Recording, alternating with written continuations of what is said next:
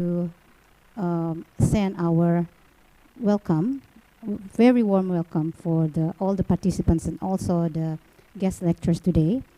I know that the guest lecturer today has flown far away, come from the United States to share their experience and also their knowledge about social pharmacy and also pharmacoepidemiology. So I think all of us should be grateful because today we can also listen to the expert of the field.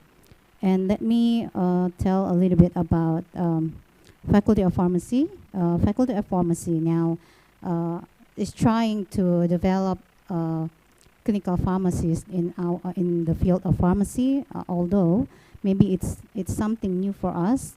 And also the social pharmacy, it's not very developed and less explored in here. So probably with these guest lectures, we have so many important information that we can take into our practice, and also we can apply it in our hospital and also in our community. So again, I would like to invite all the participants to ask more questions and to learn more about social pharmacy and also pharmacoepidemiology, because this field, we still have lack of knowledge about this field, especially in the Faculty of Pharmacy, Hasanuddin University. So this is a very good opportunity for all of us, all the participants, and also, the students, and also our, as a lecturer, to explore this field of study. So without further ado, I would like to give a very warm welcome and very big applause to our guest speakers today for having attending this lecture. Thank you very much.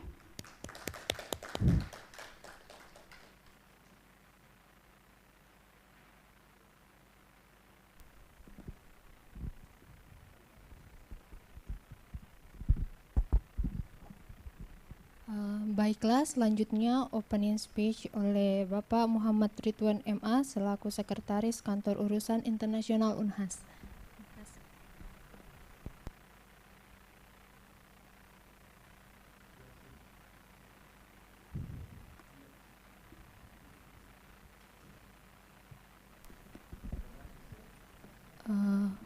Halo Pak Ridwan, terdengar di Zoom tapi mungkin belum terdengar di ruangan.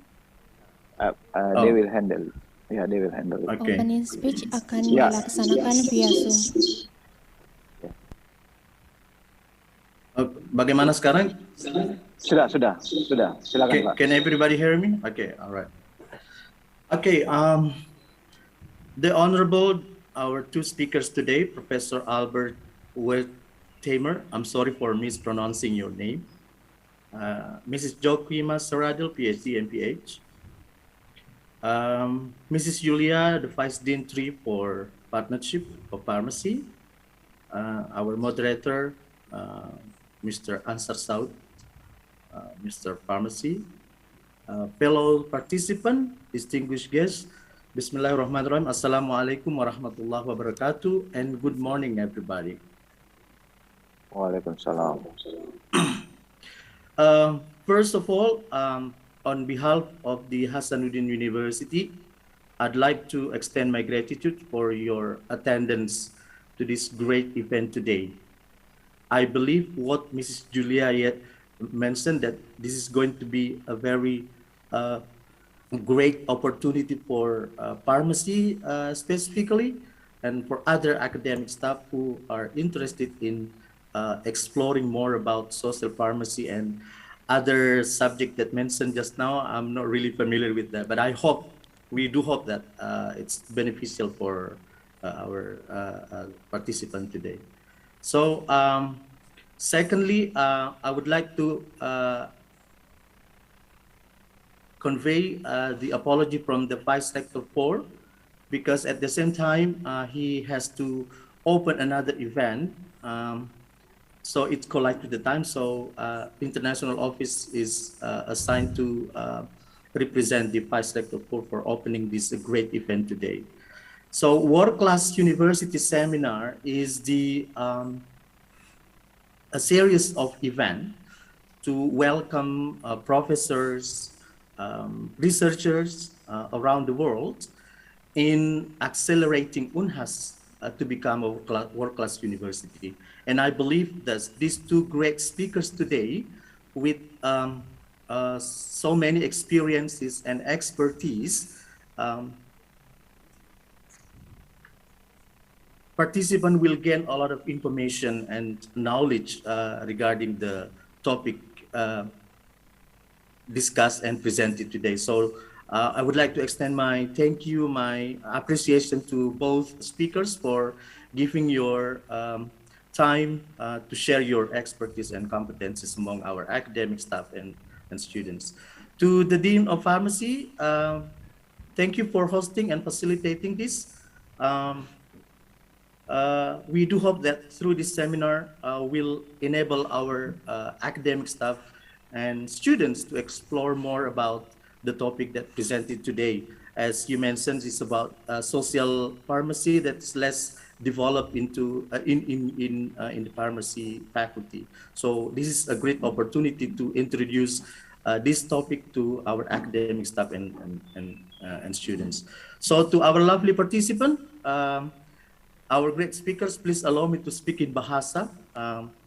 Saudara-saudara sekalian, mudah-mudahan kesempatan yang sangat berharga ini bisa digunakan semaksimal mungkin, seperti yang disampaikan tadi Ibu WD3 bahwa bertanyalah sebanyak mungkin, menggali, elicit a lot of information, semua informasi yang bisa menjadi pegangan Anda, bisa menjadi acuan Anda untuk pengembangan studi Anda semua. Okay, so once again, thank you for everybody who is coming to this event today, and on behalf of the Hasanuddin University, I officially open the seminar. Enjoy and have a blessed Friday. Assalamualaikum warahmatullahi wabarakatuh. Waalaikumsalam. Waalaikumsalam. Kenapa? Baiklah, selanjutnya saya persilahkan kepada Bapak Apoteker Ansar Saud, SSI M.Pharm selaku moderator. Sorry.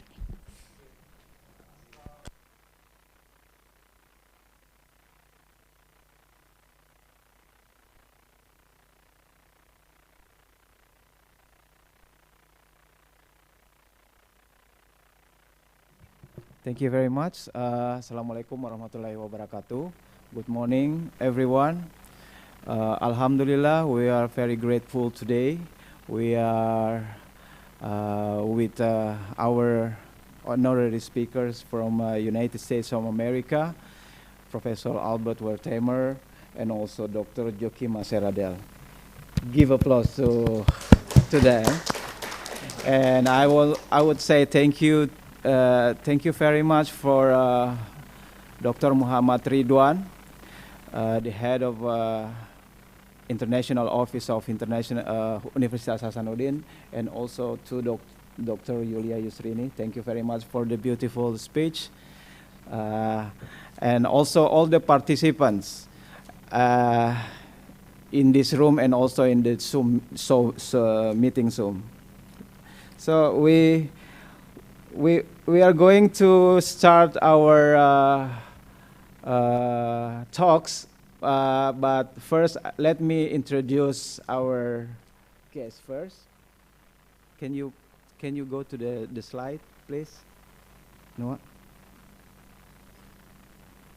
So the first speaker is Professor Albert Wertheimer, PhD, MBA. He is a professor in socio-behavioral and administrative pharmacy in Nova Southeastern University, Florida, USA. Next. He was a very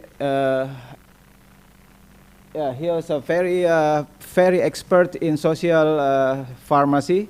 He has 30 years doing research and practice, and as also consultant in WHO and also in many universities. He was the director of social and administrative pharmacy in Minnesota University, and then he was Dean of the School of Pharmacy in Philadelphia University. He also wrote many books and articles. There are 430 articles in international journal, and also about 40 books or books chapter already authored by him. He also very well known for his achievement. He received award from the highest rank of award from International Pharmaceutical Federation, and also the Association of Pharmaceutical Scientists in United States of America. Prof. Albert said that don't read everything about my CV. Let's give them, we welcome Prof. Albert. Okay. For his, please, time is yours. Okay. Well, thank you, and good morning. Am I going to see my slides on that screen? Yes. Okay. I'm very happy to be here today. I really hope you can understand me. All right, great. Because I cannot speak any Indonesian language, and so therefore it's I have to do it in English, and so I really hope that that's okay for you.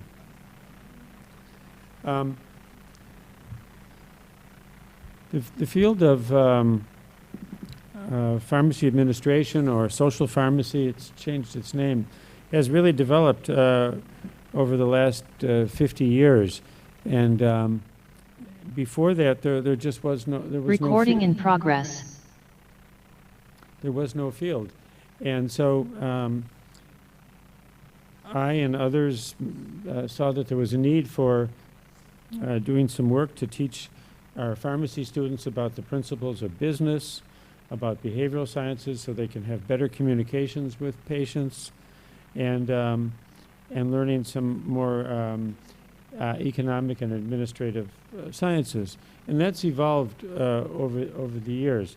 And now what happened was that the economics part was not very important.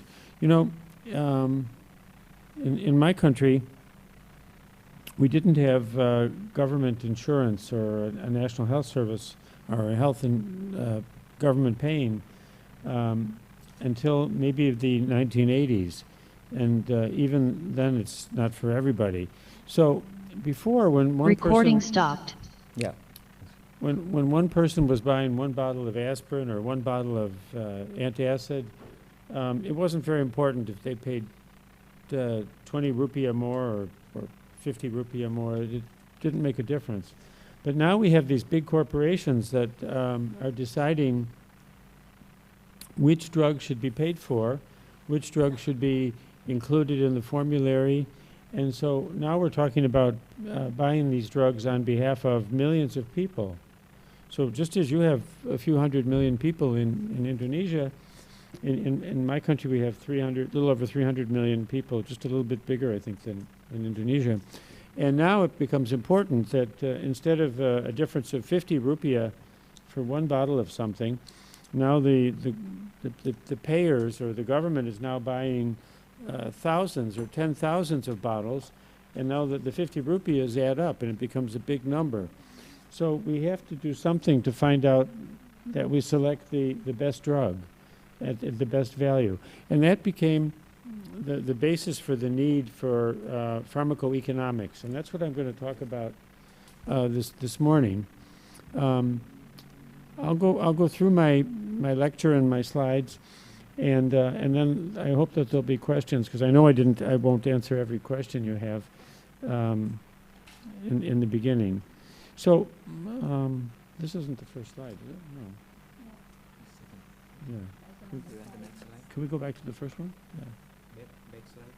Back to the first one. Yeah. This one. Yeah. Yeah, that's good. Okay. So. Yeah.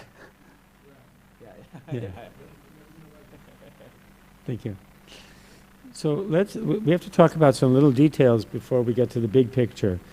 If you're going to do a pharmacoeconomic study, or in fact any study, you need to do a few things. One of them is you have to make sure that you don't have selection bias.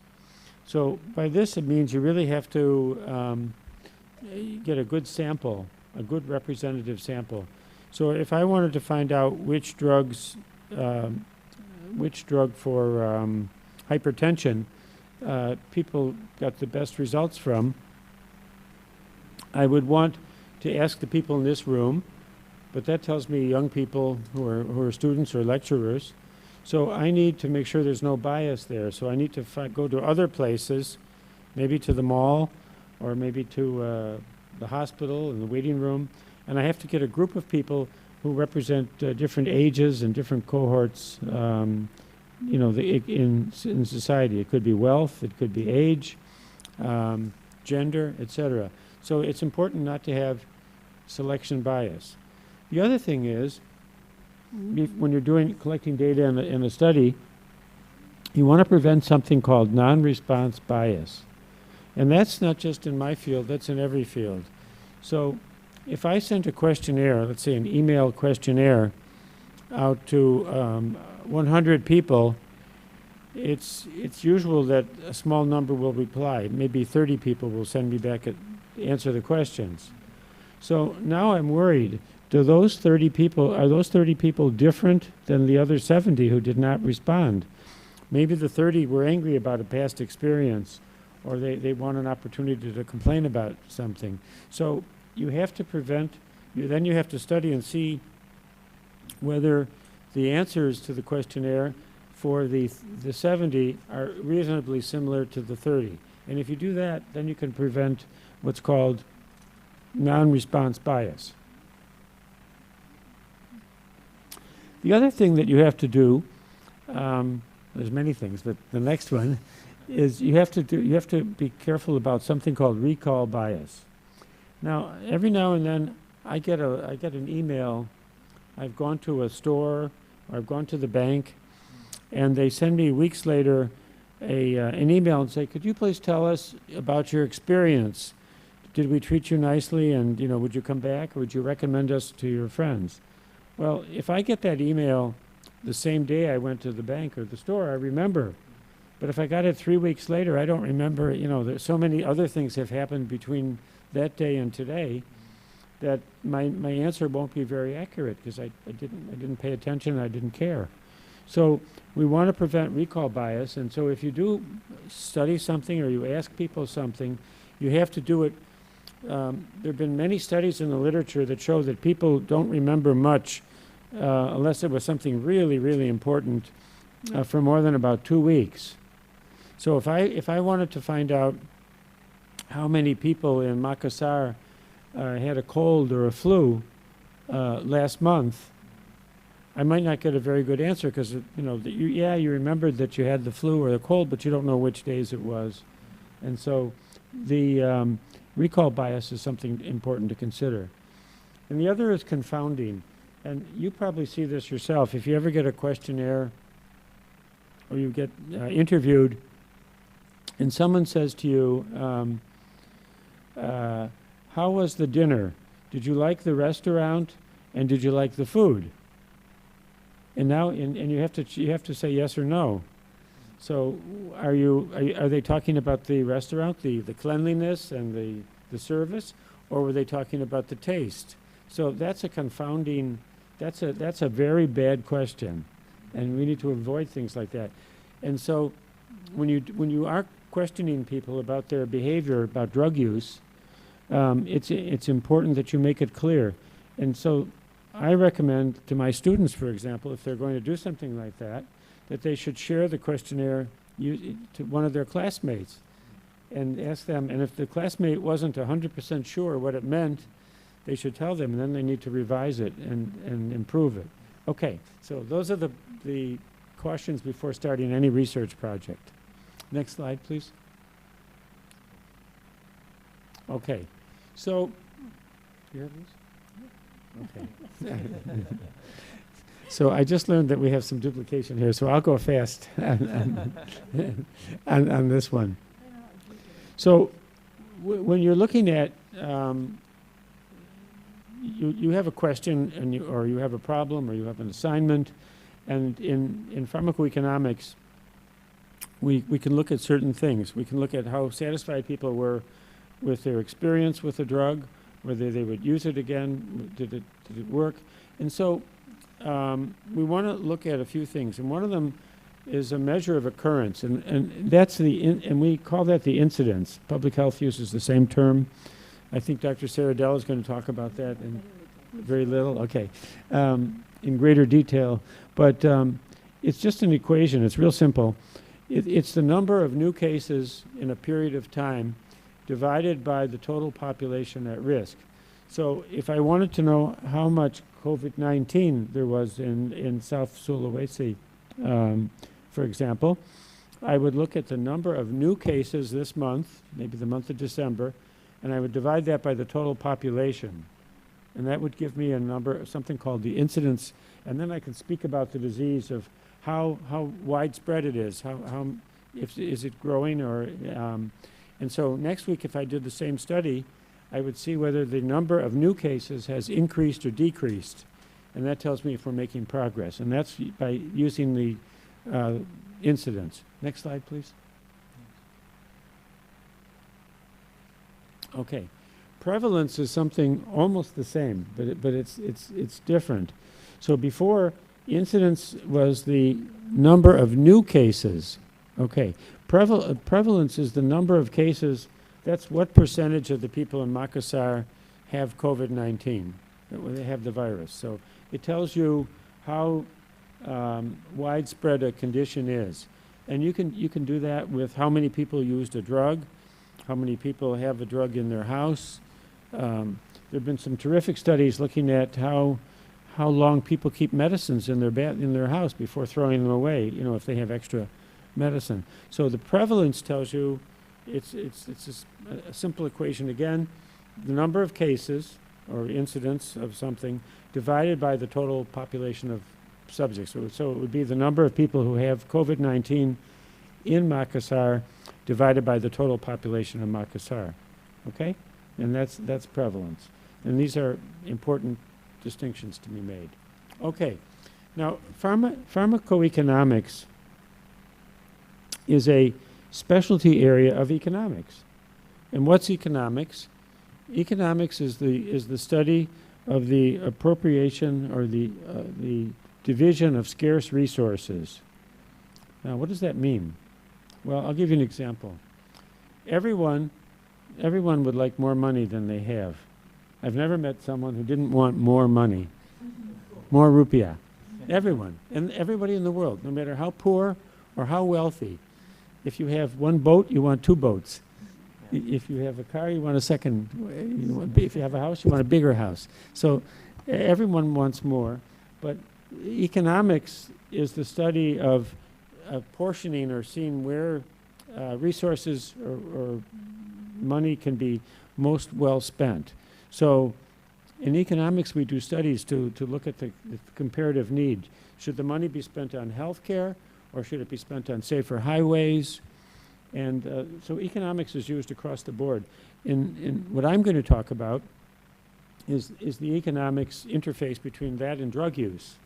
And that has become very important since the growth of these large insurance companies and payers.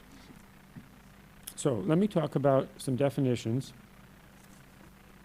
The first one is cost. And by the way, cost is not the same as the price. So my cost is what I have to pay to buy something or to receive it. The price is what I sell it to someone else for. So we're talking about the cost price now, okay? The cost from the manufacturer or the cost from the wholesaler. So we could calculate something called average cost, and that makes life easier for doing a study. The average cost is if I wanted to go to 20 pharmacies, apotheeks here in Makassar, and I asked, how much do you charge for a bottle of paracetamol?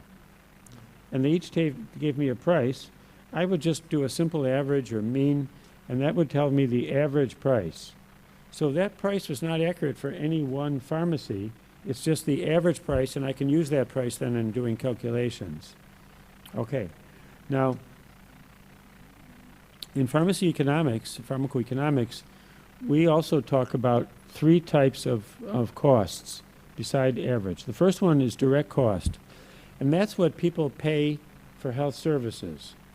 Okay? So you go to the doctor, and you have to, let's say you have to pay for the doctor visit, 10,000 rupiah, so whatever it is, you pay the 10,000 rupiah, and the doctor tells you to go to the pharmacy and pick up some medicine.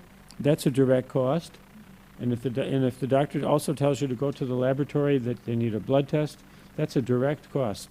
So everything that's in every amount of money that you spend or anyone spends directly for some health-related service is a direct cost.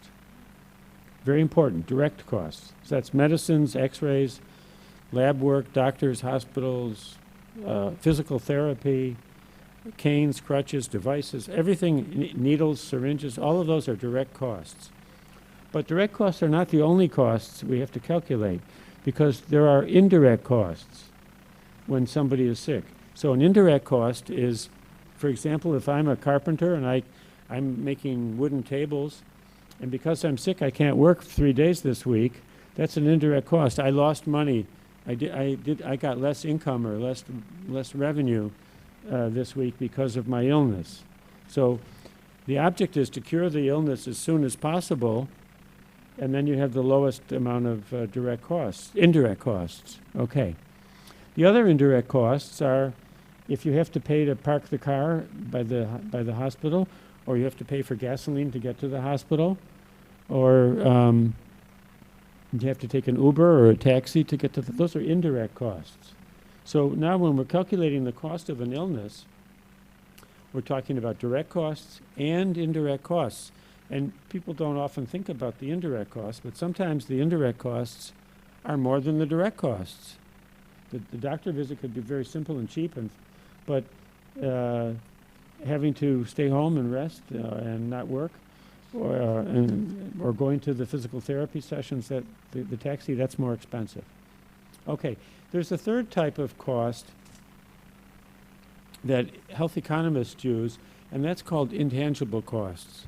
So I can measure the cost of the doctor and the hospital, I can measure the cost of the taxi or the Uber, but if I'm suffering pain, if I'm really ill and I feel nauseous and I feel terrible, I have no energy and I just want to sleep, that's an intangible cost. And we don't usually calculate intangible costs in normal calculations in pharmacoeconomics.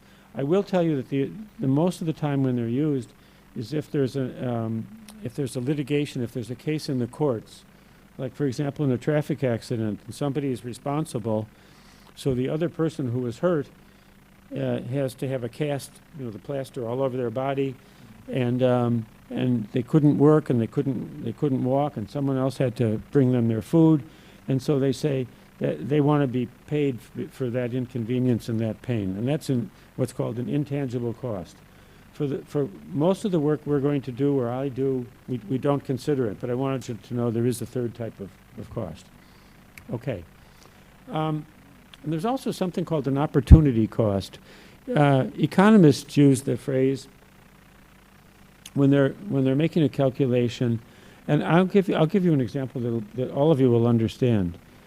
It's said, it's considered to be known that if you go to university and you study and you get a degree, that you'll earn more money in your lifetime, in your career, than if you never went to university. Okay? That's probably true from at least most fields. However, what people don't think about is for the 4 years or the 5 years you're at the university studying, you were not earning money working. So if you did not go to the university, you could have gotten a job in a factory or doing something that did not require a university education, and those 4 years you didn't get paid. So that's an opportunity cost. So an opportunity cost is what do you lose by making one decision, what do you lose from not doing the other one, okay? All right. Now, if I want to price something, do you ever wonder how, why this bottle of water costs what it costs? 3,000? Okay, 3,000 rupees. So why does it cost 3,000 rupees? So the people who make it add up the direct costs, the cost of the plastic bottle, and the label, and the water, and what are the other costs, the other indirect costs? Transportation, sure, shipping, yeah, and storage, and they have to pay for marketing and advertising, and perhaps insurance and legal fees for the lawyers and the accountants. Those are all indirect costs. So, when you hear someone say that the water in here only costs 5 rupiah, that's not true. To produce this and bring it here to the university costs a lot more than that. And so some of those costs are overhead or they're fixed costs. So the people at Aqua who make this water have the same costs for their electricity, for the lights and for the heat, and for the salaries for the people, and for everything, even if they only make 1 bottle a week. And if they make 10,000 bottles a week, those costs stay the same. Those are called fixed costs. And the other type of cost is a variable cost. So the more bottles you make, that they make, they have those same fixed costs, but the cost per each bottle goes down because each bottle is sharing the total cost more. There's more bottles to share the cost, the overhead costs and the fixed costs. So the object for any company, a drug company included, is there is a curve that economists use called a production curve. And the cost, it's just logical, really, if you think about it. Every time you make more bottles of water, the cost for each one goes down. So the goal for every company in the world is to sell as much as they can, because that lowers their costs, and they can sell them for the same 3,000 rupiah price. So they make more money. Okay, now you understand the cost side. Next slide, please. There's another one? There should be more. Yeah. There it is. Okay, good. Yeah. Okay, so now we understand how we can calculate costs, but actually, in the United States, there's been some problems with the last president and Mr. Trump, and one of his advisors and advocates said that there's more than one truth. They asked him in the court, what is the truth? And he said there's more than one truth. And never before did I ever think that there could be more than one truth. But there actually are more than one truth, because you have to look at the perspective. Who's looking at the situation? And in pharmacoeconomics, that's really important. And I'm going to show you in the next few minutes why that is and how it works. So there are 4 perspectives in pharmacoeconomics. And this is the most important thing before you ever start a study, or you ever do a project or any research, is you have to identify which of these 4 perspectives you have. And let me explain why. So if I'm doing a study to find out the cost of somebody having a flu, I look at the patient's perspective first. Now the patient has the direct costs of the medicine and maybe the doctor visit, maybe other things, devices, I don't know what. And perhaps the patient had indirect costs, so the cost of transportation to the doctor or to the hospital. They may have some lost work, that they didn't get paid for. So the patient has, if you were to say, what's the cost of having a flu for the patient, you're going to get one number that includes all the costs, the direct costs and the indirect costs, okay? And perhaps the intangible costs, maybe. Okay, let's shift gears and now talk about the cost for if they're doing this from the perspective of the provider. The provider is the doctor or the physician or the person caring for the patient. So when they're looking at the cost of a condition, what are they looking at? Direct costs, right? They're looking at what's the cost of the flu, and for the doctor, it's how much time does it take for each patient, and that time has some rupiah value to it because they know how much they have to charge. So for the doctor, if you ask what's the cost of a case of flu or one incidence episode of flu, you're going to get a different number because the doctor doesn't care about the patient's gasoline, doesn't care about the patient's Uber, he cares about the patient's pain, but he's not going to pay for it. He's not going to pay for paying them back for missed work and not building the furniture at their factory or their workshop. Okay, so that's a different perspective, and it'll have a different sum, a different total. The third one is the payer. That's the insurance company or the government health plan or whoever is paying for the health care for the patient other than the patient themselves. And for the payer, they care about all of the direct costs, so the cost of the hospital, the doctor, the x-ray, the laboratory, the devices, the syringes, the needles, the physical therapy, all of those things the payer has to pay for, but they don't care about the pain, they don't care about the suffering, they don't care about the transportation, they don't care if you need a babysitter, while you go to the doctor's office. That's not considered, so when they're doing a calculation, they only look at the direct, really the direct costs. And the one that's the most complicated, but it's also equally important, is from the perspective of the society. So some illnesses are not important to society. When people have a cold, just a runny nose, they probably go to the office or go to the school or go to work as normal. And so they don't lose any time. They probably don't take much medicine, maybe some aspirin or something like that. But what's the cost to the society? And to the cost of the society, it's not just that one patient, but now it's times all the patients in the country, or in the province, or in the city. So the government wants to look at what's the cost to the society. It will be a different number because they're going to put their money from the Ministry of Health into the problems that cost the most, that are the most expensive. So it may be that everybody in Makassar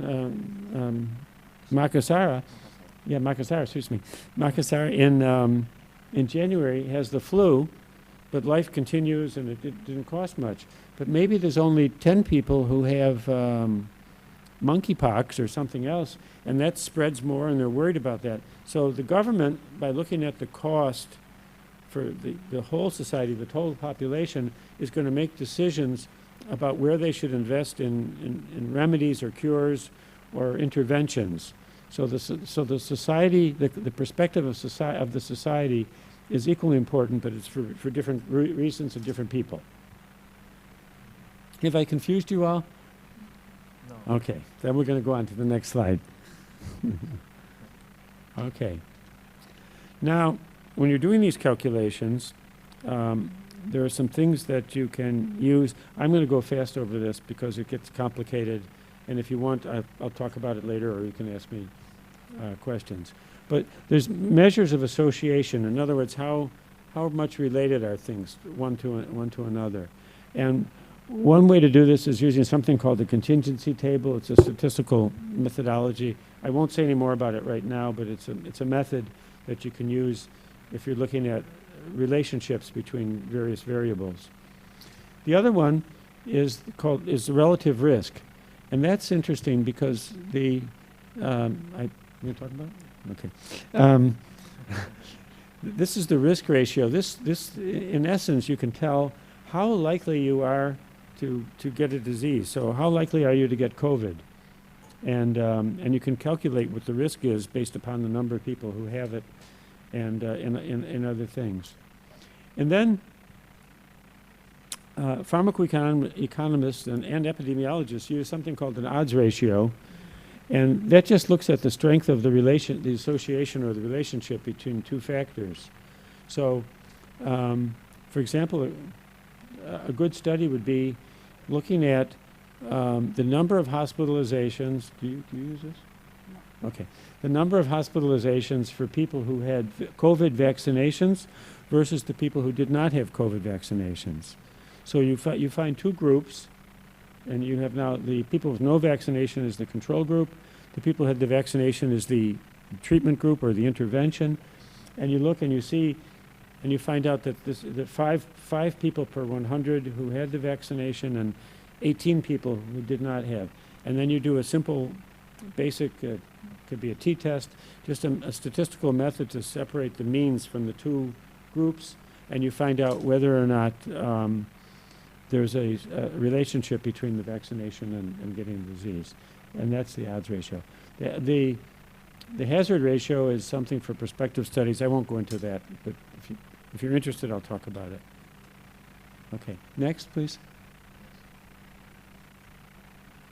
Okay, so that leads me to the foundation or the basis of what is pharmacoeconomics. And pharmacoeconomics is really the core, the center of it, the body of it is four equations. Just four equations, that's all. Four separate equations. And I'll tell you a little trick. I teach my students that so how you can remember which is which and is the word MEBU, M-E-B-U, MEBU. It's not a real word. But if you know MEBU, then you know part of what I'm going to talk about. So let's remember MEBU, and we'll come back to that. So the first one, MEBU, the M, MEBU, comes from cost minimization analysis. Okay. Cost minimization analysis is obsolete. It's not used anymore.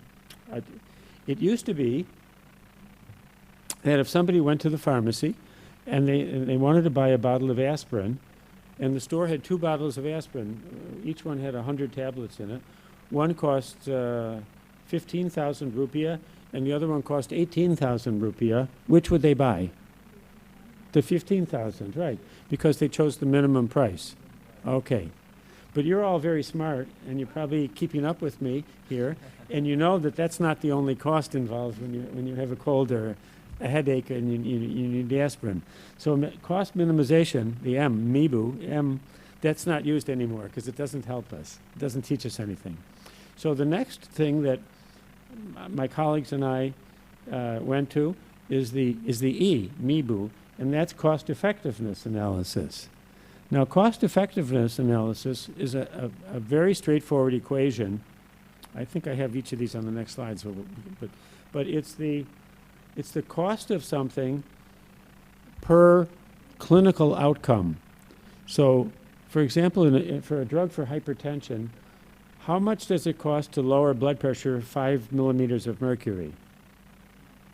And how much does it cost? So you look at the cost and you look at how much blood pressure reduction, and you make a calculation, and you know that this drug reduces, it costs 100 rupiah to lower blood pressure by 1 millimeter of mercury, and you can compare several drugs. But that's the E, cost effectiveness analysis, and it's a ratio. You know, if I said to you, I will give you 30,000 rupiah if you give me back 15,000 rupiah, who would say no? Anybody? I hope not, because that's a good deal. Well, that's a positive ratio, and that's the same here. If the cost of something is greater than the benefit, it's not good. But if the benefit value is greater than the cost, then it's good. So we can now calculate different competing drugs. Now we can look at valsartan versus statins, simvastatin versus atorvastatin versus lovastatin, and we can try to find out which one lowers cholesterol the best value, and then that helps us. So cost effectiveness analysis was used all through the 1980s, the 1990s, and into this century, but scientists in this field said, well, you know, it would be better if we had a ratio, rupiah versus rupiah. Then it makes it so easy that we know. Then if I offered you the 30,000 and you give me back 15, we can tell immediately what's a good deal. So that led us to cost-benefit analysis. So cost-benefit analysis is a ratio. It's the cost, the same cost, but now it's not millimeters of mercury or milligrams of cholesterol reduced. Now it's what's the value of what do you get for that medicine time related to the cost. If the ratio is if the ratio is a plus number on the benefit side, then it's a good value. So, and I'll explain these, I think, in a minute. Cost utility analysis is something totally different. Cost utility analysis has to do with quality of life, and it's not a ratio.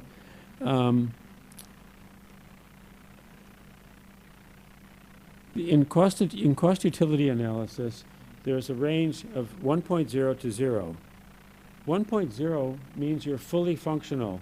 You can do everything that you need to do at the house. You can take out the trash, you can make the dinner, you can take the kids to school, you can pick up the children and play with them, you can do your work. So you have a full life, no impediments, no problems, handicaps, restrictions. Okay, if you're at 0, you're dead. So in between there, all of us are someplace above 0, but some are at 1.0, but other people. So you can calculate, and there are scales for this that people have used, patient satisfaction scales and quality of life scales, and you can tell where somebody is. So then you can use a ratio, and you can find out what does it cost to produce one quality adjusted life year. It's called a QALY. Yeah, and I won't go into it anymore now, but it's different from the other 3 ratios, but you can look at the quality of life and compare drugs. And the beauty of cost utility analysis is that with the other 3, you have to compare the same thing. You have to compare statins, or you have to compare antihypertensives, and to see which is the best. Now, if I'm at the Ministry of Health here in Indonesia, and I have a fixed budget, and I want to know, I can have only so much money. I can either hire food inspectors to go to the restaurants and the food stores, or I can hire people to put railings on the road so people don't fall down on the cliffs or on the side of mountains or hills, or I can pay more money for some more vaccinations to vaccinate the children at school or something. So now I have different things that I want to compare, and you can't do that with cost minimization. You can't do it with cost effectiveness, and you can't do it with cost benefit. But now I can look at how much in QALYs, how much quality of life do I get from putting the rails on the side of the highway, and it'll tell me how many rupiah per QALY.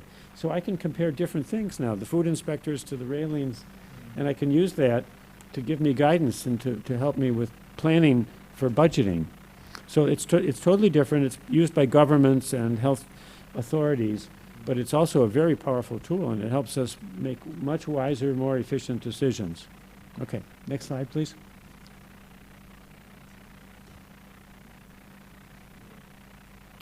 I think we'll skip that because I already talked about cost. Yeah, we'll skip that. Go next one. The next one's going to be cost effectiveness. I already talked about that. Okay, good. No, go back.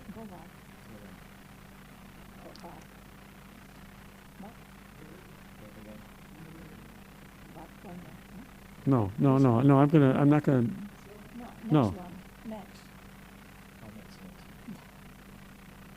No, I had it. No, I'm okay. No, let's go forward. I'm sorry. I'm going to skip. Next one. Next one. Next one. Okay. Good, thank you.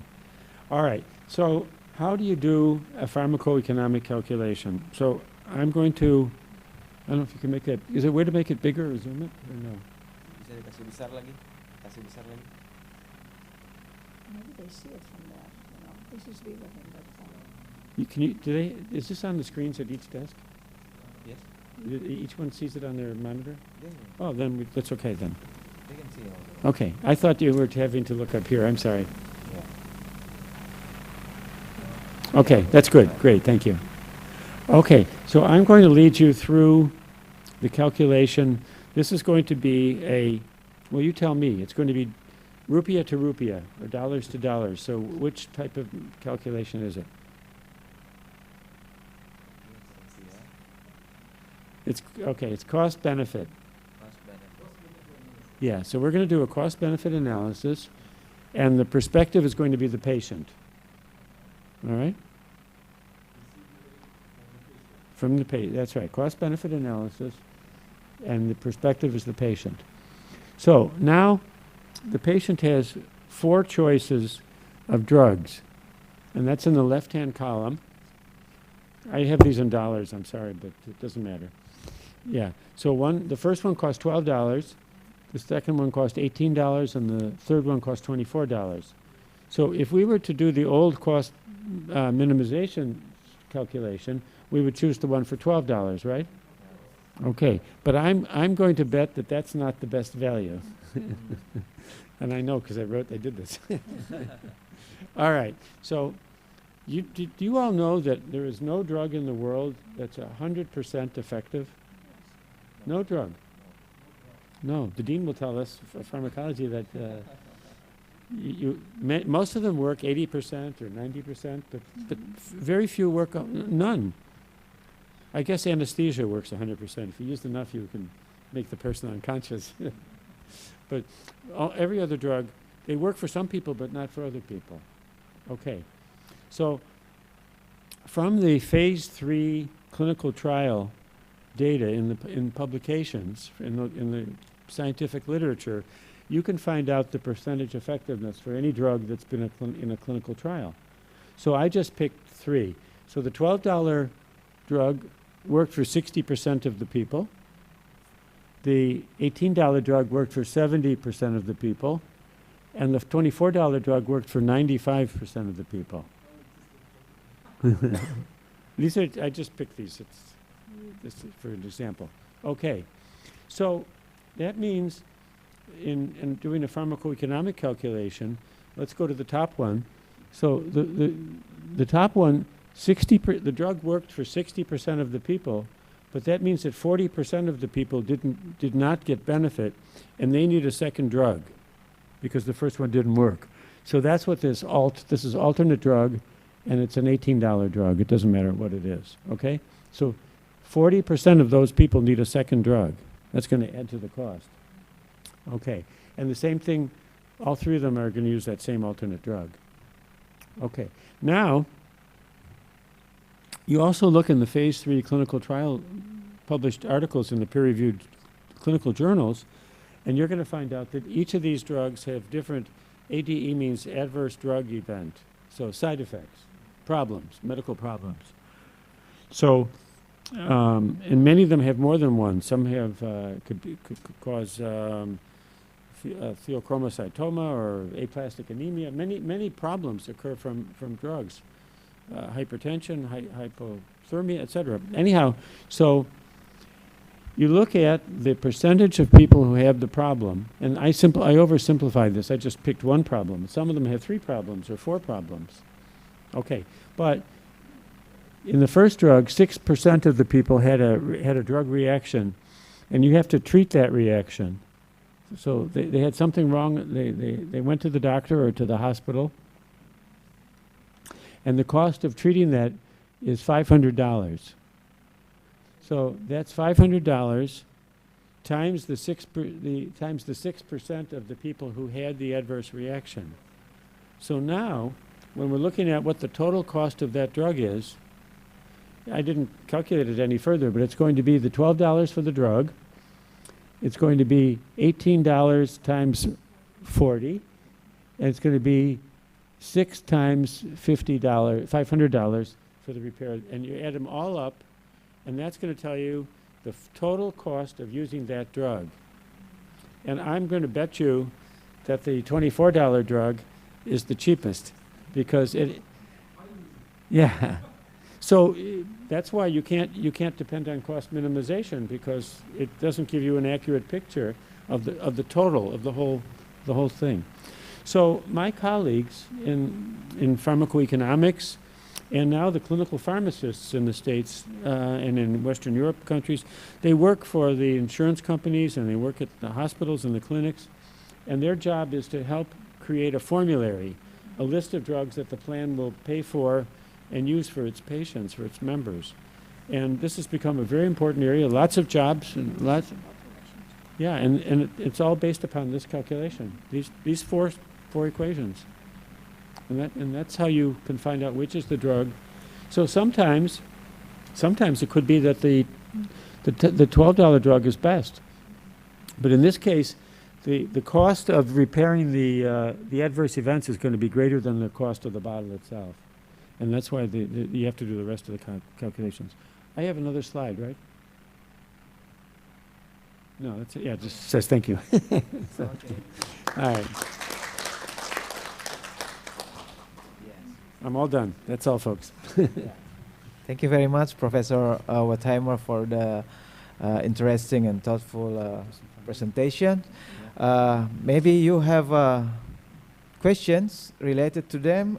Professor Wertheimer has explained us about the MIBU and then also the perspective, and the light slide he explained us about the how to apply it's that benefit cost benefit analysis. Yes. Any questions from the room and also from the Zoom meeting? At Zoom meeting we have how many participants? We have 40 participants. We also have there are colleagues from Universitas Gadjah Mada, Yogyakarta, and also Ibu Dr. Yulia Trisna from Universitas Indonesia, RSCM. Maybe you have a question, Ibu Yulia, atau Ibu Rima Cahyaningsi, and also Professor Gemini Alam, our professor in Faculty of Pharmacy, Universitas Hasanuddin. We also have our Vice Dean, Professor Sartini, with us today. Ibu Eni, do you want to ask a question? Please. Thank you very much for the opportunity. I'm Eni, by the way. Regarding this kind of research about pharmacoeconomics, I never have any experience perform this research before, but one thing in my concern that it will have much contact with humans, because we need to collect data during the interview, I believe, or not only from database. And that's what I quite afraid of, because I'm not the kind of person, in my opinion, I'm not the kind of person who can really introduce something like a benefit of asking person about cost or salary or any regarding money, because it's quite, I don't know, maybe people will feel shame, or maybe feel, maybe not shame, but quite have boundaries for answer about money. Sorry. Then, well, when you mention about the cost effectiveness, it's not only the cost, but also how they feel, right? I mean, what they, like you said before, there is intangible cost and indirect cost, and that will be much more things to consider rather than only example in your last slide. So my question is, how can we, because I really like to perform to know the satisfaction of patients regarding two different kinds of things, two different kinds of methods, but I still don't know how to prepare the questionnaire or how to approach them to find the effectiveness of the method. And maybe you can give some guidance maybe for which part I should try at first, and so on. And the second questions, regarding the effectiveness of the drugs, you said that we can collect the data from the clinical research that already published. And how about if we like to perform, like for example here in Indonesia, we have a lot of natural herb, and that's also one kind of, not limitation, maybe it's advantageous during COVID-19 case previously, now also still. But in in here, we combine not only drugs that cost directly buying in drugstore, but we also use some kind of alternative medicine using herbal and kind of message something. And how we can combine that all the costs which is not related to each other. I don't know how this is it. Can you get it? Atau saya pakai bahasa Indonesia boleh? Oke, bisa mi? Tertangkap sih. Sorry. I'm sorry.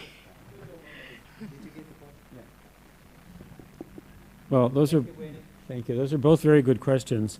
In the first one, you don't have to be timid about asking people about prices and things. You can get most of the information that you ever need is available from government statistics offices. You know, they know the average salary of people. They know what a typical bus driver earns, and you can find out all that information without ever asking anybody. You can go to the databases that are available. Most of them are available on the web or internet. So you could take care of that. You really only have to ask patients in a few areas where it's well, I mentioned about lowering blood pressure or lowering cholesterol. Those things you can measure in clinical laboratory tests. But the two areas where you need to get the patient input in making decisions, one is dermatology and the other is psychiatry. And in dermatology, when their skin is terrible and they're ashamed to go outside, they stay home. And so you have to ask people, how long did you have this condition before you went when you went back to school or went back to work? There are tools, there are scales and templates that you measure the size of the red spots or whatever the eruptions are, and you count them, how many square centimeter or square inch.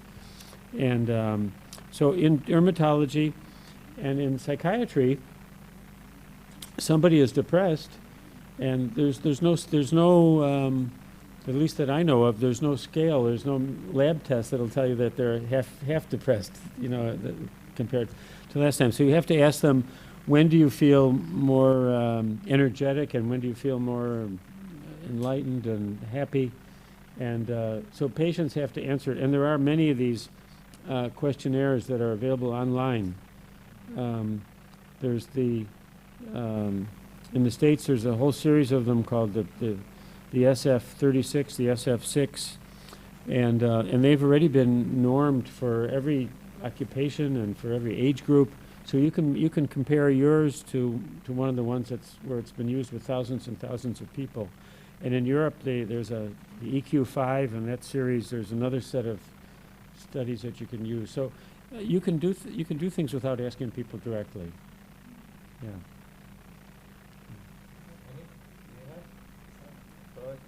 There's a question here. Okay. Thank you very much for the answer. Okay, thank you. All right, Prof. Herman, thank you very much for your lecture today. I'm so happy to be here. First of all, from your lecture, I believe that people who wants to be an expert in the pharmacoeconomics should actually understand three field of study.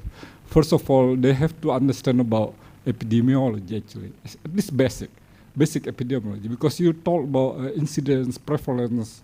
So you have to understand a little bit about the basic epidemiology. The second thing is you have to actually understand about basic economy, because then you have to understand about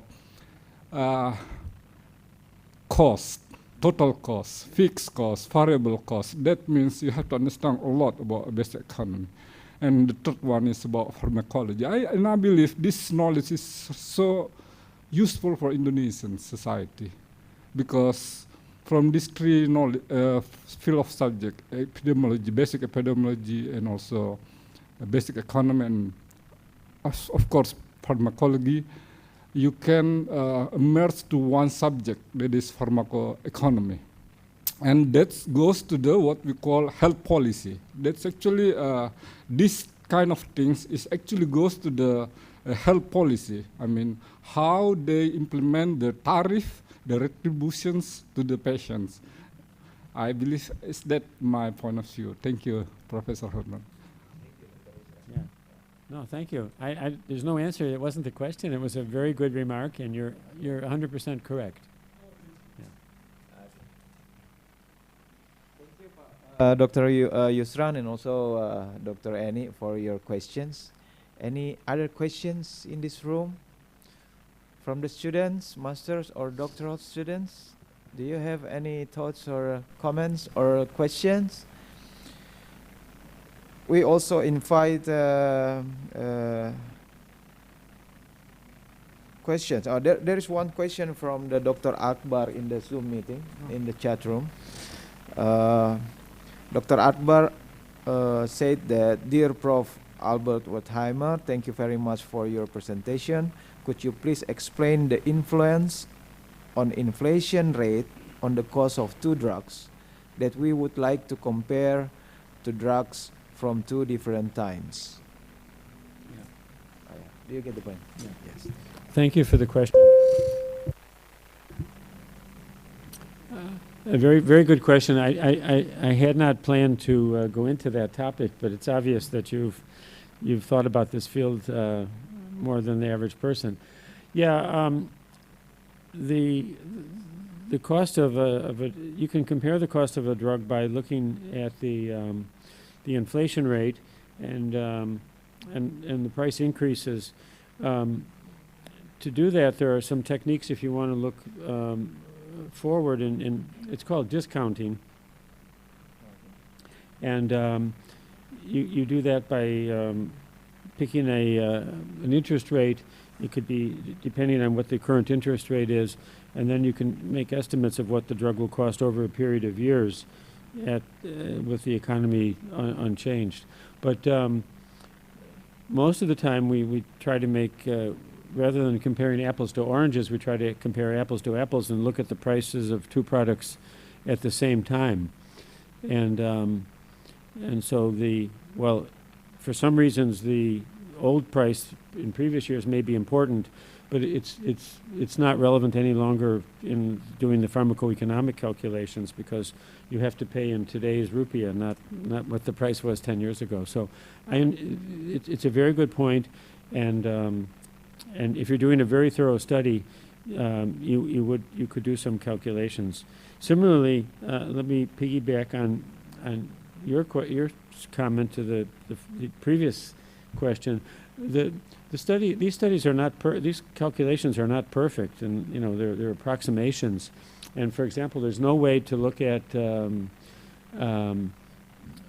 use of traditional remedies, Chinese medicines or herbal remedies, because they've never been tested by the FDA, and so you don't have the data on the efficacy and and the side effects and things like that. So anyhow, I tried to answer two in one. I hope that satisfies you. I'm sorry.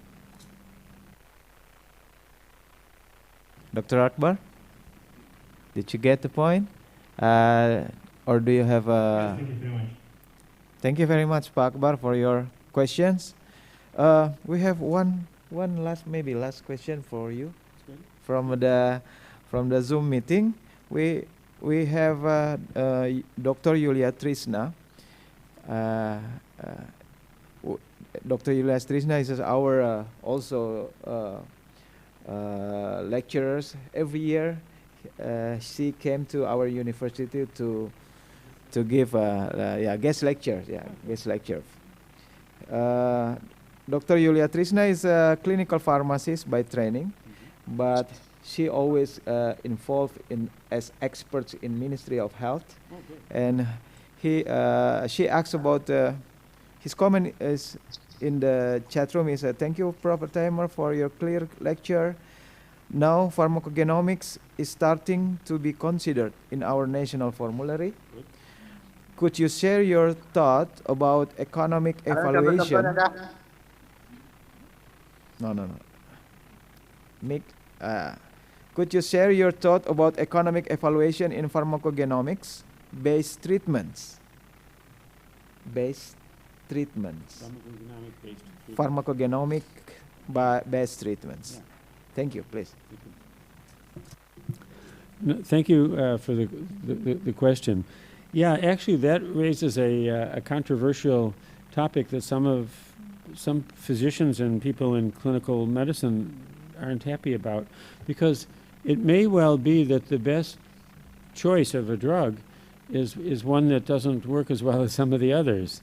But if the calculation is done the way I explained it in that previous slide, then the best choice for the health plan or for the ministry or for insurance company would be the drug that came out the cheapest in the calculation. And in many cases, it's possible that the one that's selected that has the lowest total cost only works in 50 or 60% of the people.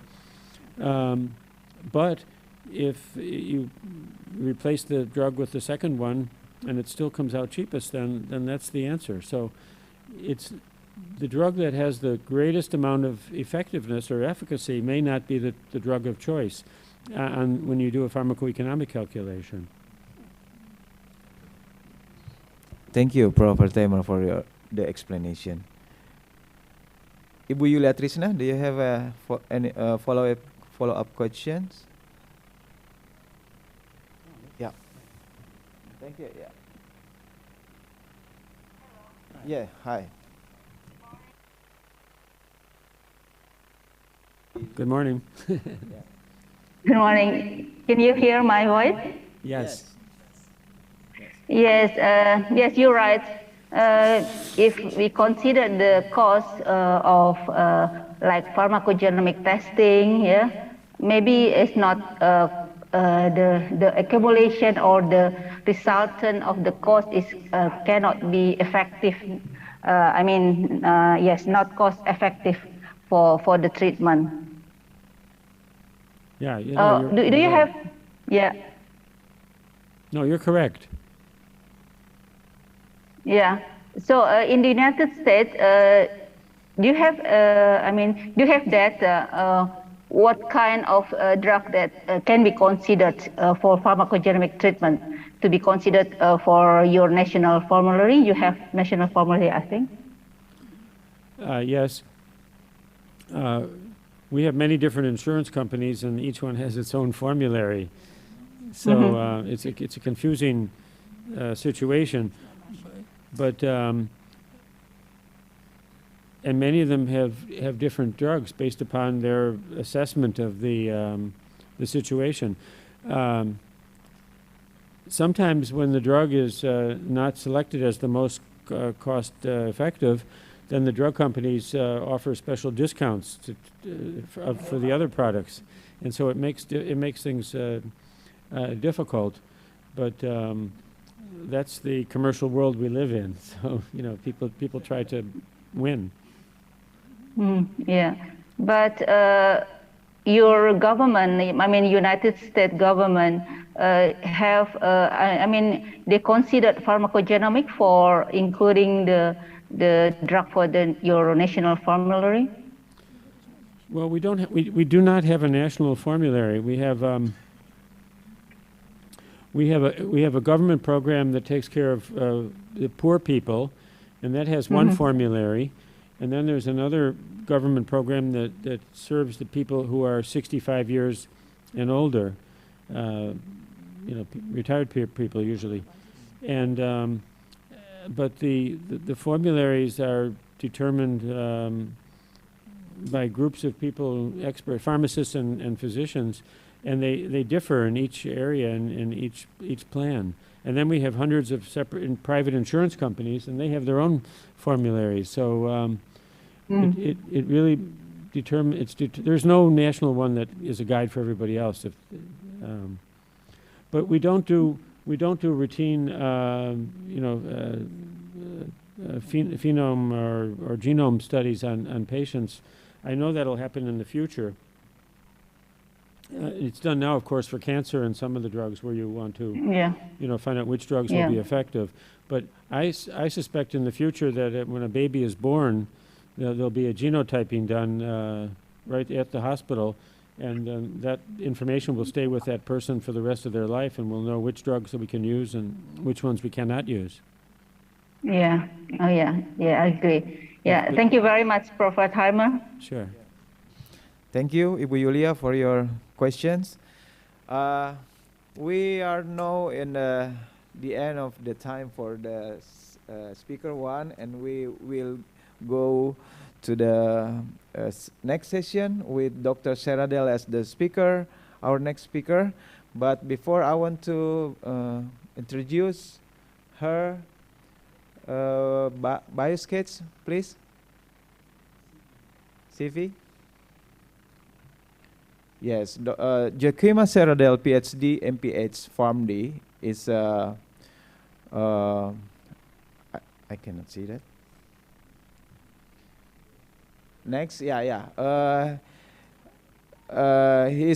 she is the wife of Professor of Albert Wertheimer, and she is a PharmD, clinical pharmacist by training, and then went to did her PhD and MPH in University of Minnesota.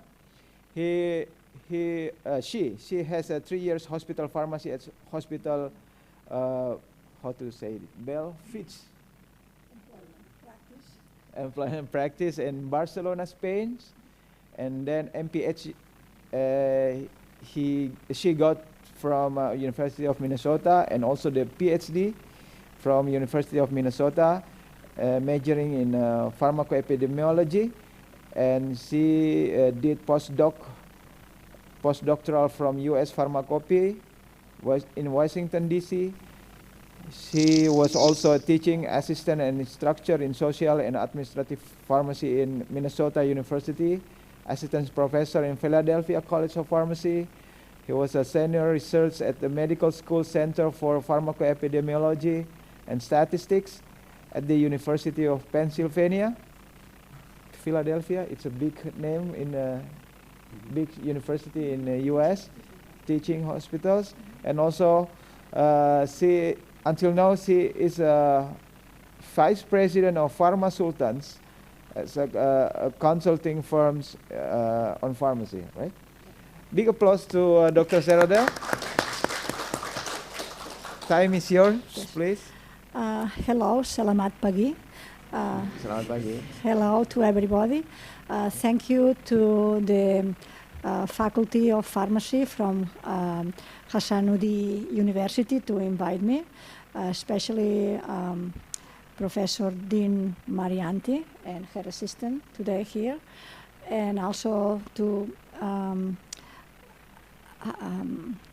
Professor Saud for he's the contact for him. Professor, I don't know, lecturer. Yeah. So yes, for inviting me. Okay, my topic is it's not going to be in so much detail like Professor regarding pharmacoeconomics, but it's an introduction of epidemiology principles and how it is relevant for us as pharmacists, and where can you work with these tools, and there is a lot of employments along the way, either at the university or the government or in private industry. So I will try to explain the relevance of pharmacoepidemiology.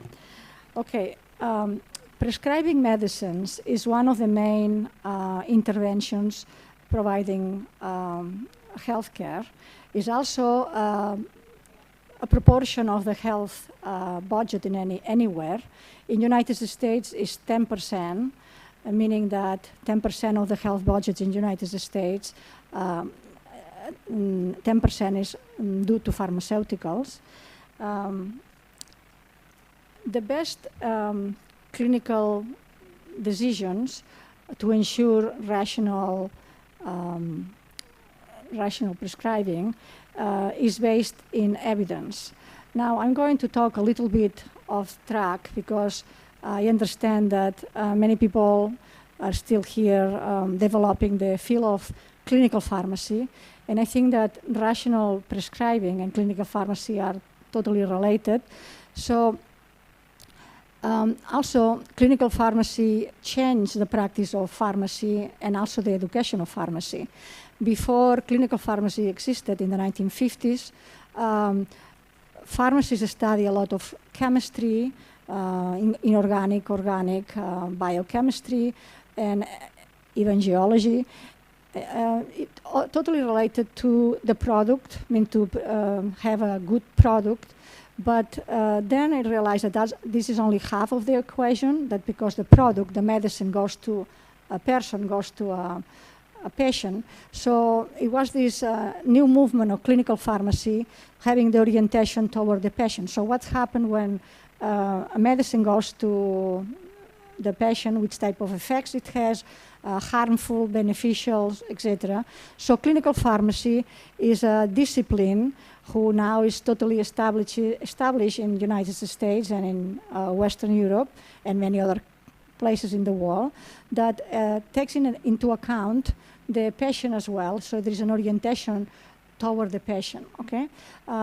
So when I say rational prescription, prescribing, what is that? So rational prescribing is to ensure in selecting the most appropriate treatment for a patient at a given point and monitoring the patient for side effects or beneficial effects during that treatment. And why is that important? Why is rational prescribing so important in clinical pharmacy? Well, for different reasons. One is to avoid preventable ADEs. Another one is to maximize the therapeutic outcome. Another one is to minimize cost. And the other one, related to patient, is to promote drug compliance. So it's very important that when a medicine is prescribed to a patient, that the patient follows the treatment. Okay, so now I'm going to go back to, that's just a little bit of an introduction of what it is. Clinical pharmacy is to have an orientation toward not only the product, the medicine, but also toward the patient. Okay. So that's what I was saying before, that the best clinical decisions to ensure rational prescribing are based in evidence. Today, to ensure that a drug, it is in the list of an insurance company or in a hospital formulary, data supporting evidence in safety and cost effectiveness are necessary. Okay, if this data is not available, there is no products that go to the formulary in a hospital or in a list of health insurers. Epidemiological research with its methods, in addition of clinical trials, sorry, I think I should say, yeah. Second slide. Yeah, I have this. I was not reading. Okay, sorry. Okay, yeah. Epidemiological research with its analytical designs allow progress in treatments and management of diseases. Also, epidemiological research help us to identification of risk factors and adverse drug events. So epidemiology is methodology is good for different aspects. Okay, so in summary, Let me see, another one maybe?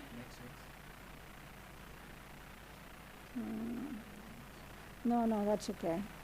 Yeah, that's what I was going to say. In summary, a common application of pharmacoepidemiology is using epidemiological results to make informed decisions about drug therapies. Pharmacies are a good source for this data. We have either in the hospitals or in the community pharmacy or in the industry. Pharmacies are the ones who keep everything related to drug use and drugs effects. So pharmacies are a good source for epidemiological research. Results for, let me see, another one maybe. No, this is just the other one. Maybe there is no other one. Okay. Well, results from these epidemiological studies inform us about several things. For instance, it can help to decrease cost of drugs. It could help us to decrease inappropriate prescribing. So all the results that come from pharmacoepidemiology can help doctors, physicians, health insurance, and hospitals to look for trends. For instance, trends of prescribing. Which type of prescribing are in hospital A compared with hospital B. So it helps us to see trends of prescribing, volumes of prescribing.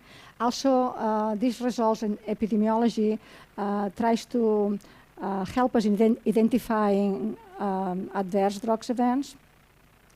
So, okay, that's far. Well, before that, I explain how epidemiology started. Epidemiology started in London in 1854. A doctor, John Snow, is the one who started thinking about epidemics, and it was a cholera outbreak in 1854 in London, and even that it was no cure for cholera. Dr. Snow thought that if he will find out everything about the patients, where did the patients went, all the patients who had cholera, which type of common threat they had, do they eat the same food, do they live in the same neighborhood, do they have the same experiences. So if he will know all this, he will find the source of the infection. So that's what he did. He went and asked the people who had cholera and their colleagues and family, what did they did, where did they go. So finally he saw that the patients had something in common, is that they either drink or took water from a pump in Bond Street. So he knew what the source was, so he made the authorities to close that pump, and so there were no new infections. So that was the first time that it was a systematic way of looking at epidemics. So even that new more precise methodology and more quantitative methods have now exist, the same reasoning applies today. So maybe, okay, now, yes, this. Okay, pharmacoepidemiology applies epidemiology reasoning, methods, and knowledge to study the uses and effects, beneficial and harmful, of drugs that can be prescription drugs or over-the-counter biologicals, devices, vaccines, etc. Pharmacoepidemiology integrates concepts of pharmacology, therapeutics, statistics, and epidemiology. So it's a discipline that takes in account many things to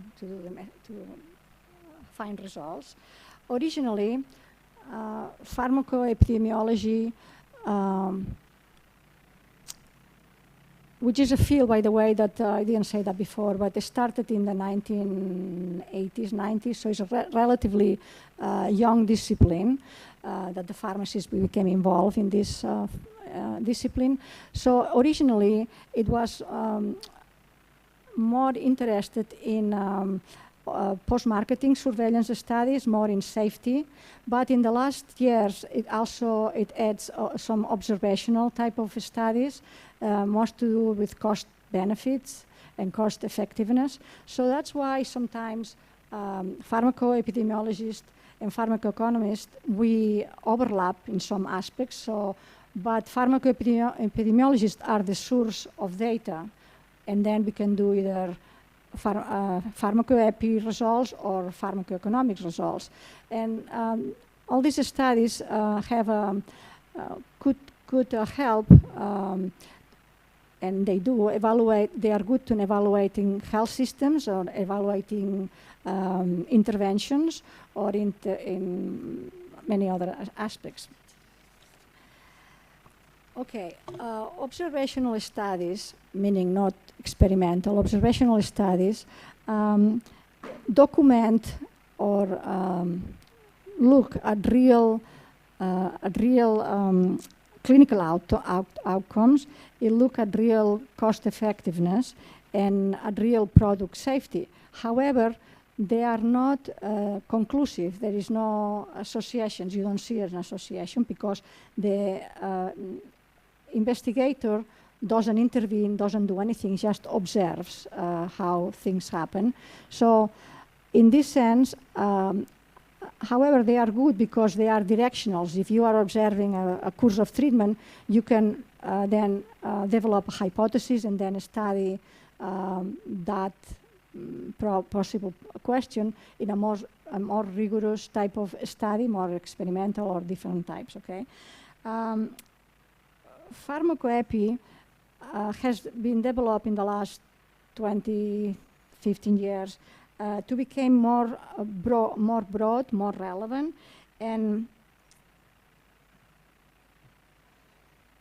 well, in the last so as I said before, that we sometimes overlap with economists and looking for the results in the same way to help health authorities or hospitals or whatever. One of the latest applications of pharmacoepidemiology, which is very important for pharmacists because there are many jobs for that, is the evolving field of pharmacovigilance. Is a very specialized technique of post-marketing surveillance studies that actually identifies patterns before people can be harmed. And why post-marketing surveillance studies are so important is because, like rare or unusual side effects are very unusual, so they don't happen very often. So in pre-marketing studies, they are not identified. So why pre-marketing studies doesn't identify, for instance, side effects is because they only have, for instance, 3,000 or 5,000 patients or subjects to study during clinical trials. Therefore, rare side effects that may occur every 10,000, so they are not identified. Also, in clinical trials or pre-marketing studies, the sample population is not representative of the people who are really taking the drug. So, for instance, clinical trials doesn't include pregnant women or elderly people or children, so therefore it's not representative. So it's very important to have post-marketing studies once the drug is in the market to see how really side effects or other benefits can exist. For instance, because of post-marketing surveillance or pharmacovigilance, some drugs have been taken out of the market, like in the case of Biox, or some additional benefits have been added to a medicine. For instance, hydrochloroquine.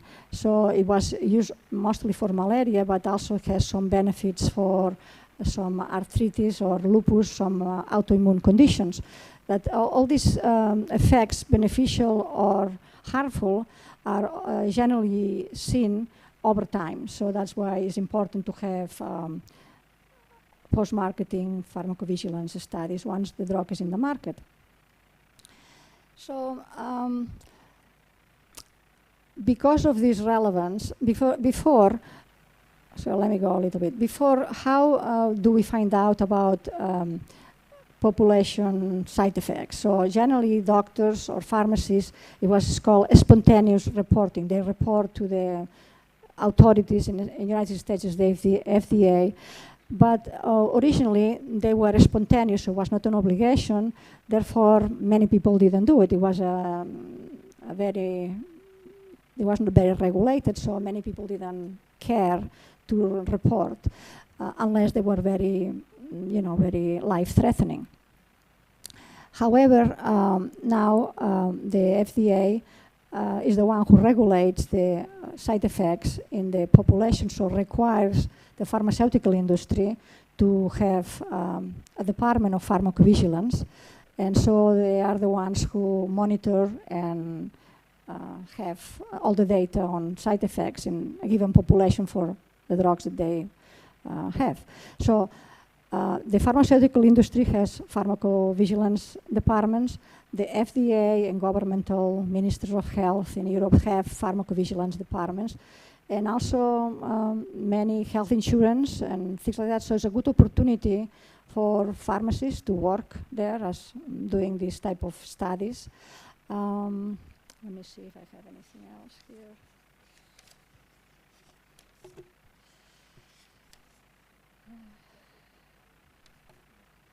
No, okay, well, now I'm going to talk briefly about the type of studies in epidemiology itself.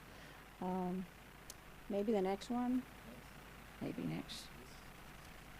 Yeah, okay.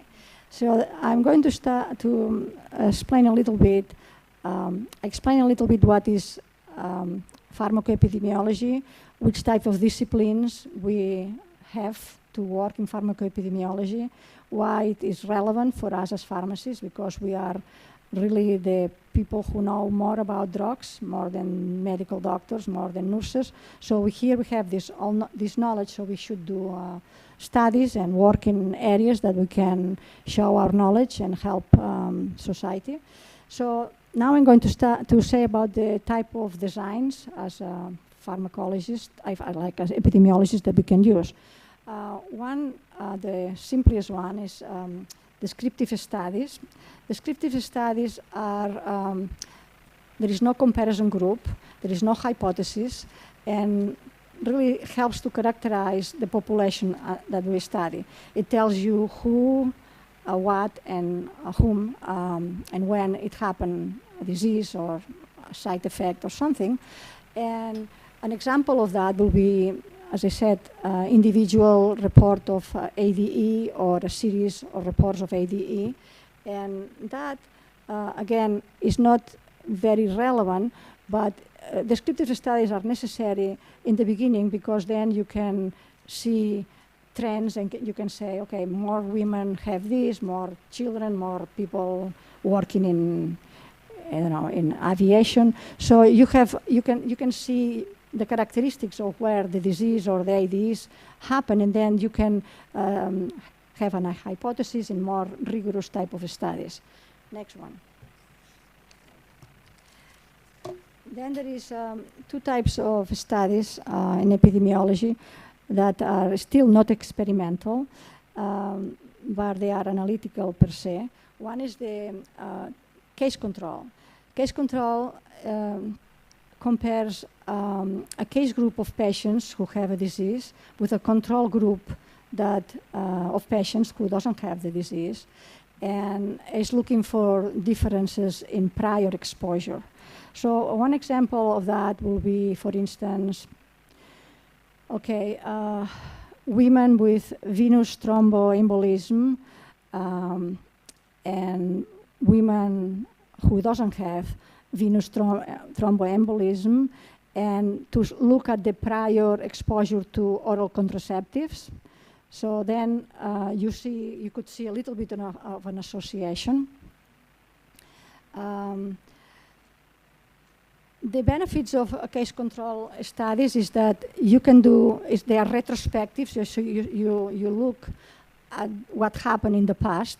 So they could have a smaller sample, and they go, it could be a smaller sample, and it can be faster because you can look retrospectively at 1,000 patients or 500 or 20. So it's at your own pace, and you look at generally big databases in hospital or health insurance or whatever. So you look at past exposure, and so that's a very good method to do epidemiological studies.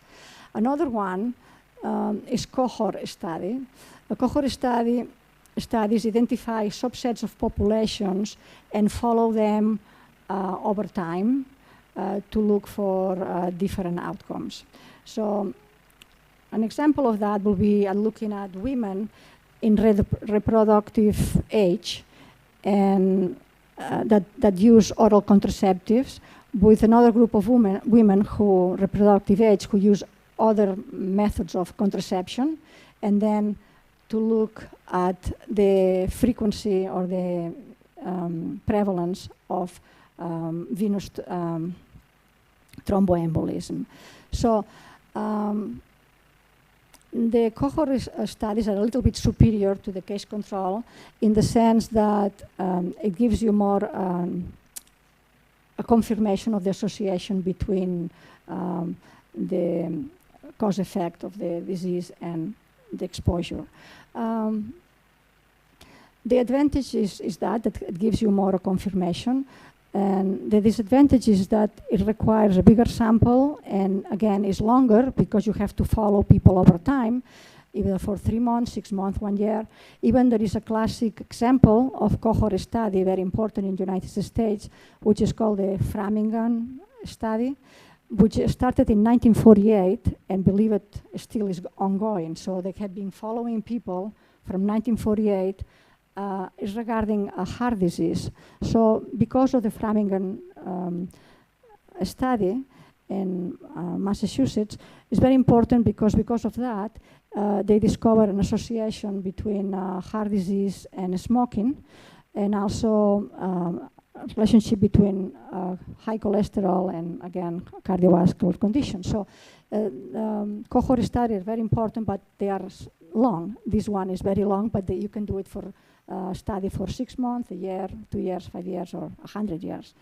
So the difference between cohort and case control, in addition of the stronger association between disease and exposure of the cohort, is how subjects are for the studies are selected.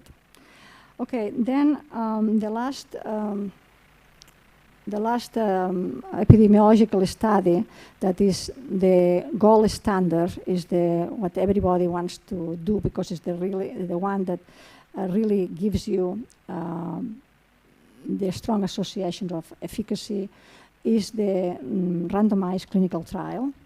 The randomized clinical trial is an experimental study in the sense, maybe the next one. Yeah. No, before that. Before this one. So clinical trial is an experimental study where the investigator has the total control, intervenes in the therapy that each subject receives. So the investigator is the one who selects the patients for the control and the people who goes to the control or the study group. The subjects are generally preferable, the randomized clinical trial, are selected randomly, and that's important, and in many cases it's still preferable to have what's called blind randomized clinical trial, in the sense that neither the investigator or the subjects know if they are in the placebo control group or in the study group. So that's good because it takes away some of the bias, because sometimes some people know that they are in the study group, so they might think, oh, I'm getting better, so it's a placebo effect. So in the randomized clinical trials, neither the subject or the investigator know who is in which group. So this is the strongest. This is the study in epidemiology that gives you the strongest association between a disease and an exposure, and so this is the preferable study to show efficacy. So in many of the studies that we perform, this is the most desirable one. And so with that, well, we as pharmacists, we have many opportunities. I mean, you can work at the university, in a hospital, in health insurance, doing this type of studies to show which drugs are more efficacious, or in this case, randomized clinical trials more efficacious. But in the other ones, cohort and case control, you can show an association, but maybe to them to do further studies. And post-marketing surveillance, or you can help to identify ADEs to prevent more harm to happen. So as a pharmacist, we have many opportunities to work other than the classical job in the community pharmacy or in the hospital. So we have ahead many opportunities. And so with that, I finish. Thank you so much. Thank you very much, Dr. Sorella, for your good explanation about the pharmacoepidemiology and related with the pharmacy. We maybe only have one or two questions from the audience session. Maybe Dr. Yusran, do you have, since you are lecturer of public health I lecture? mean, we have the same. Yeah, please. Buenas tardes. Buenas tardes. Yeah, buena presentation. Gracias. Gracias, muchas gracias también.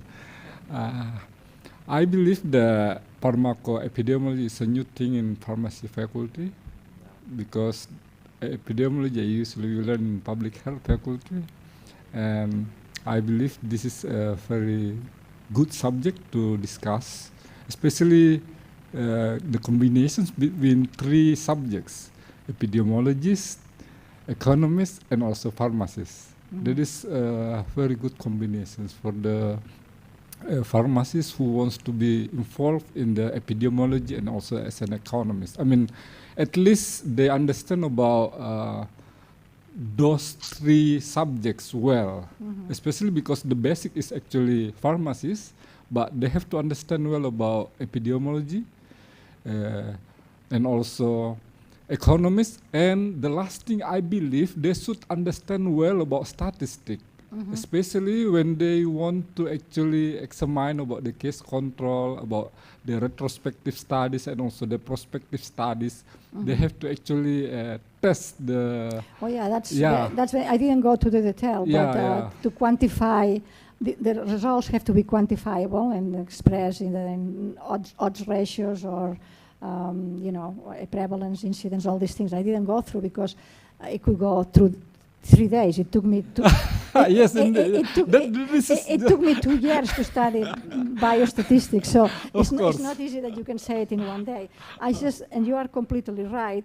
Epidemiology, and as I tried to illustrate before, was started with epidemics. Mostly were medical doctors, and in the tropics they look at infectious diseases. Yes, but this discipline has evolved, and us as pharmacists, as I said, around 30 years ago, it was initiated the pharmacoepidemiology. Yes, so we pharmacists, we went immediately to see what we could do to do studies in drugs to see the effects, good and bad.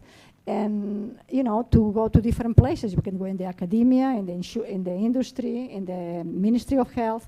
So we wanted, and we learn all the techniques in epidemiology. And also now the economists come and they want to know about the cost, because as I said, for a drug now there is so much competition because there are so many new drugs to treat a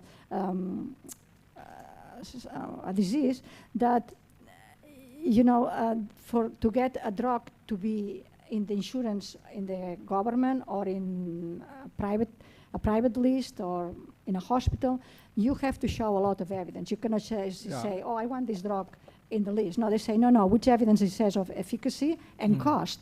As before Dr. Wertheimer said, sometimes the drugs that are accepted in the list because of evidence of cost, and everybody wants to cut cost, sometimes are not the most efficacious, but it makes the job, So, and then there is cost involved, there is efficacy involved, there is side effects. So it's a very complex, but we as pharmacists, we know so much about drugs that we can learn from other disciplines, and then you do whatever you do. But it's actually opened our eyes in Hasanuddin University that this is a new thing that we can learn and we can study more about these three categories, in my point of view, because not actually they do not explore much on this subject, especially on pharmacoepidemiologists and also economists. Yeah, because I was saying before, when I studied pharmacy many years ago, we study more oriented to the product. Yes, of now course. in pharmacy, because of clinical pharmacy, they study pharmacology, therapeutics, biobehavioral science, communication, which are very important. Before 40 years ago, 30 years, that was not possible. And now there is new disciplines, like epidemiology and biostatistics. I learned it on the job, so I had to take some classes and then learn it on the job. So, but now I'm sure that as our profession changes, we will have maybe in the master level or the PhD level, teach statistics, biostatistics, and epidemiology, pharmacoeconomics, to train some pharmacists to do these jobs that are also available, and we are good for that. Okay, very nice, excelente, perfecto. Muchas gracias, señora. Thank you very much, Dr. Yusran and also Dr. Seradel, for your discussion. A good discussion about this.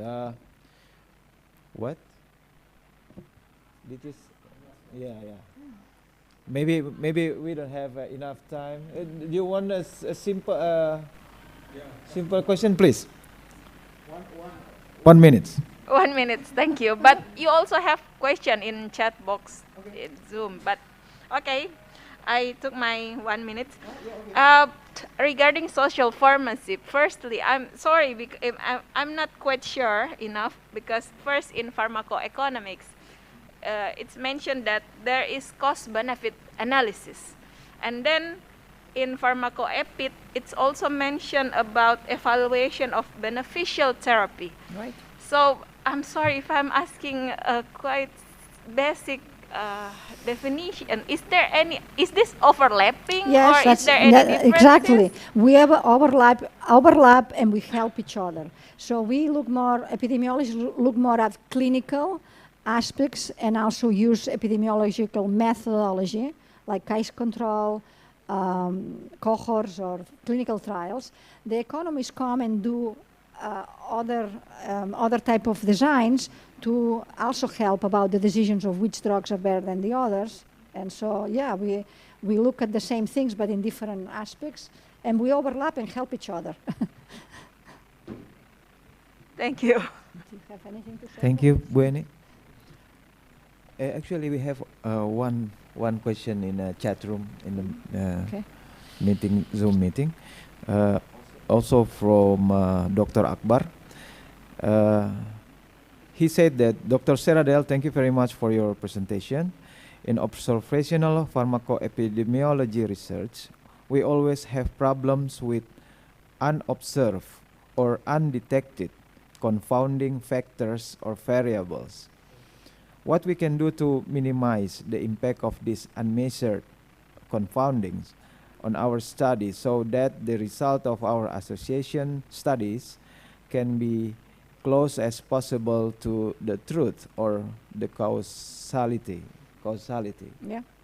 Yeah, well, that's there is many ways to do it. One is to try to avoid bias, okay, like Professor Wertheimer was saying. You try to take all the variables that you're going to study and try to, there is formulas there to, when you do your study design, before you decide if you are going to do a case control or whatever, you try to clean data and you try to see that there is no bias in this, no bias on that. So that's what you do, you know. You try to, before you prepare and start doing exactly the design that you want or that you can, you look at the data that you have. For instance, pharmacoepidemiologists used a lot of large databases, and sometimes these large databases are they are basically for administration, for receipts for payment for drugs or whatever. So you know that they are not very good for epidemiological or studies. So then you might link this to actual medical records if you are lucky and they let you do it. But you know, you start your research with the data that you have, and you have to try to do it as best as you can. Thank you, Dr. Seradel. We are in the end of this webinar. If you hear the sound, it's the calling from the monks to preparing for the Jummah prayer. You don't have to go, but we want to saying thank you very much to Professor Albert Wertheimer and also Dr. Joachima Seradel for their beautiful explanation on pharmacoeconomics and also on pharmacoepidemiology. We are very happy to have you here, and also thank you for your the participant here and also in some Zoom meeting. Hopefully we can see you again on the next general lecture. Dr. Wertheimer and also Dr. Seradel will be with us until Wednesday next week. So hopefully we can also attend their teaching or lecture in on the next event. Thank you very much. A big applause for them and also for us. Thank you very much for all the committee and also Vice Rector staff and Vice Rector, and also to the Dean and Dr. Yulia as a Vice Dean for accompanying us today. Thank you very much. I close this discussion with saying Alhamdulillah wa billahi taufiq wal hidayah. Assalamualaikum warahmatullahi wabarakatuh and good morning. Thank you very much.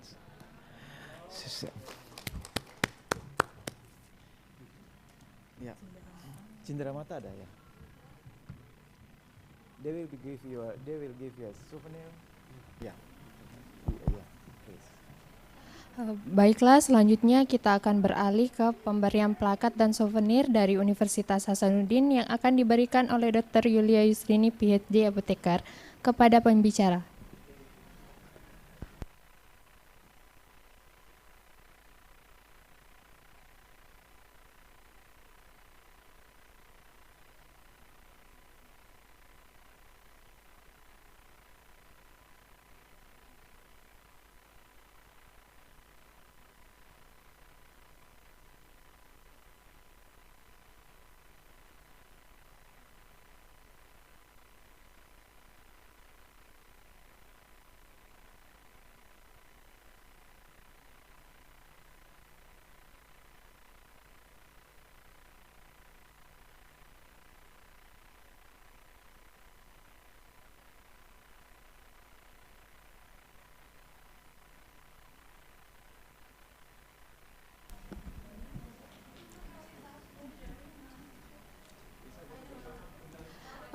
Kepada hadirin dipersilahkan untuk maju ke depan untuk photo session.